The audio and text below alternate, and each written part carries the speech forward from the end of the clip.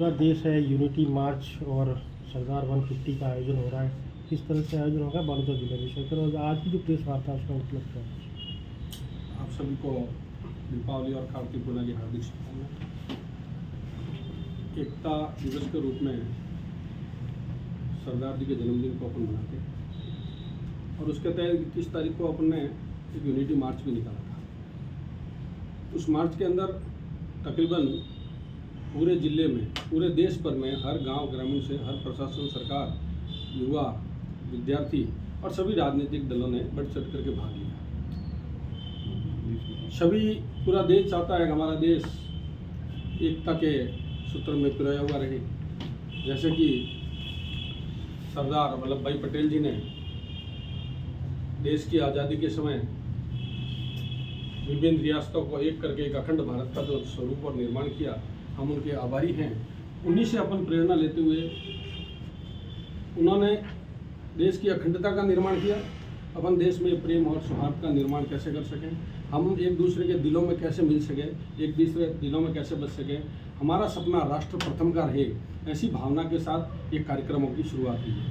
आज अपन एक press conference कर रहे हैं। उस प्रेस कॉन्फ्रेंस का माध्यम ये है कि आने वाली 14 तारीख को जिले के अंदर एक एकता यात्रा के रूप में एक रूट मार्च होने वाला है पैदल। उसमें सभी स्वयंसेवी संस्थाएं भाग ले रही है और सभी क्षेत्र के गणमान्य नागरिक, युवा, सभी सप्रेम एक ही मंच के साथ आगे बढ़ रहे हैं। और उस बढ़ने का लक्ष्य यह है कि अपन तिरंगे के साथ जब बढ़ते हैं तो ये मन में आभास होता है कि हमारा पूरा सारा देश एक है। देश की एकता और अखंडता को बनाए रखने के लिए इसी के साथ सरदार वल्लभ भाई पटेल जी का एक बड़ा सपना था कि मेरा अखंड देश, मेरा आत्मनिर्भर देश।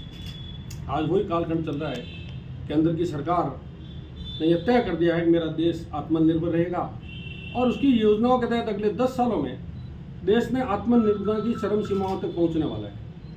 पूरे विश्व के अंदर आर्थिक रूप से जो अपनी कमजोरी थी उसमें अपन प्रगाढ़ रूप से मजबूत होते हुए आज विश्व की चौथी अर्थव्यवस्था बनने जा रहे हैं। ये आत्मनिर्भर भारत का ही है।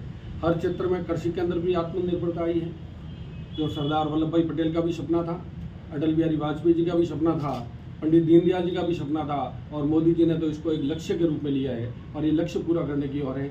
ऐसे हमारे सरदार वल्लभ भाई पटेल की जयंती पर इस पखवाड़े में चलने वाले सभी कार्यक्रमों में मैं आप सभी पत्रकार महोदयों के द्वारा ये पूरी जनता को आह्वान भी करते हैं, निवेदन भी करते हैं, आग्रह भी करते हैं कि आप सभी उस यूनिटी मार्च के अंदर अपने पूरे दिल से सब परिवार शामिल होकर के एकता के रूप में हम पूरे देश के अंदर एक अच्छा मैसेज दें और पूरा विश्व इस बात को माने कि हिंदुस्तान अपने लक्ष्य के लिए जब देश और राष्ट्र की बात आती है, एकता की बात आती है, प्रेम की बात आती है, सौहार्द की बात आती है, समरसता की बात आती है, तो पूरा देश एक है। हम एकता के साथ इस विकसित भारत की ओर आगे बढ़ रहे हैं। चूँकि पखवाड़े का आयोजन किया जा रहा है, यूनिटी मार्च ही है, रूट मार्च क्या रहेगा, क्या मैपिंग रहेगी, या रूट मार्च के अलावा अन्य और भी कोई कार्यक्रम इसमें आयोजित होंगे? इसके अंदर कार्यक्रम की शुरुआत के अंदर राष्ट्रवादी कल्चर्स प्रोग्राम रहेंगे।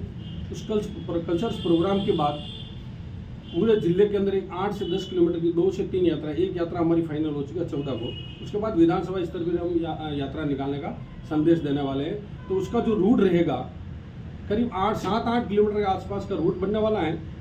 कोशिश यही है कि अपन जहाँ बैठे हैं अभी इसी के 100-200 मीटर के दायरे से शुरू होंगे और वापस यहीं आकर के उस रूट मार्च को अपन पूरा करेंगे। उसका संदेश के अंदर बीच के अंदर कुछ देशभक्ति की कुछ अगर कोई झांकियाँ हैं या लोग अपनी स्वेच्छा से जो पुष्प वर्षा करके देश की एकता और अखंडता के लिए, भारत माता के जयकारे के साथ स्वागत के लिए खड़े रहेंगे।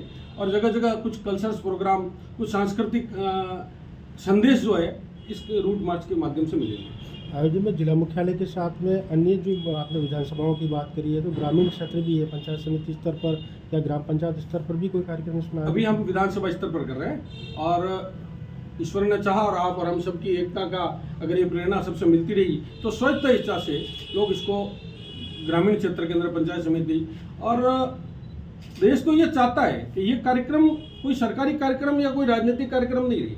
इस कार्यक्रम की जो रूपरेखा है ये एक जन सहयोग से जन आंदोलन के रूप में, जन भावनाओं के रूप में प्रसारित हो। तो अगर कोई अपनी गली के अंदर, अपने मोहल्ले के अंदर, अपने शहर के अंदर इसकी यात्रा को निकालता है तो बड़ी खुशी की बात है और निकलेगी। धीरे धीरे आने वाले समय में सरदार वल्लभ भाई पटेल ने जो एक लोह पुरुष के रूप में इस पूरे देश की अखंडता का संदेश दिया ना, उस संदेश को, उसके जीवन की प्रेरणा लेकर के लोग धीरे धीरे ये काम भी आगे करने वाले हैं। आत्मनिर्भर भारत के लिए भी आप सभी देख रहे हैं, ये भी उन्हीं का सपना था। आज हर घर स्वदेशी का जो नारा चल रहा है, देश एक मजबूती की ओर बढ़ रहा है, तो एक जागरण हो रहा है, सरकार का एक संदेश है। बाकी सारी जनता इसको अपनाएगी और बहुत लंबे स्तर पर आने वाले समय में दिखेगा। आम आदमी को किस तरह से जोड़ेंगे, क्योंकि पहले भी अभियान चला, हर घर तिरंगा अभियान चला है, तो उसको एक राजनीतिक रंग दे दिया जाता है कि ये एक पॉलिटिकल कार्यक्रम है, जबकि ये नेशन कार्यक्रम है, पूरे नेशनल एक कार्यक्रम है, नेशन के लिए कार्यक्रम है। कोई भी कार्यक्रम, कोई भी सरकार सद लक्ष्य के लिए शुरू कर दी है, और जो सरकार जिस राजनीतिक दल की सत्ता में होती है, तो 100% सही बात है, जिसमें भारतीय जनता पार्टी जो है उसका जो लक्ष्य रहा है वो राष्ट्रवाद और राष्ट्र प्रथम ही रहा है। इसलिए ऐसे राष्ट्र के अंदर चेतना के जितने भी विषय हैं, हमारी भारतीय जनता पार्टी के लोग उसको बढ़ चढ़ करके हिस्सा लेते हैं। तो बाकी सब भी लें, उसमें कोई तकलीफ नहीं है, किसी पार्टी का कोई बाध्यता नहीं है। कांग्रेस हो, आरएलपी हो, सपा हो, बसपा हो, सभी राष्ट्र की एकता में तिरंगा यात्रा हमने निकाली। तो उसके बाद देखिए, आपको महसूस हुआ होगा, कई लोगों ने राजनीतिक दल से ऊपर उठ के भी इस तिरंगा यात्रा में भाग लिया था, गली गली कोने में भाग लिया था। उसके बाद जितने भी रामनवमी के लगाकर जितने भी महोत्सव हुए, जब गांव में महोत्सव होते तो लोग तिरंगा लेकर निकलती थी, तिरंगा को अपनी आन शान और बान समझा। ठीक उसी तरह से इस यूनिटी को भी आने वाले समय में आप देखिएगा, मुझे पूरा विश्वास है आपके माध्यम से जब ये संदेश पूरे क्षेत्र में जाएगा, तो इस यूनिटी के लिए भी सब एकता के रूप में सभी एक साथ खड़े रहेंगे, और इसकी बहुत बड़ा सफलता का अपन को फायदा भी होगा और सफलता मिलेगी।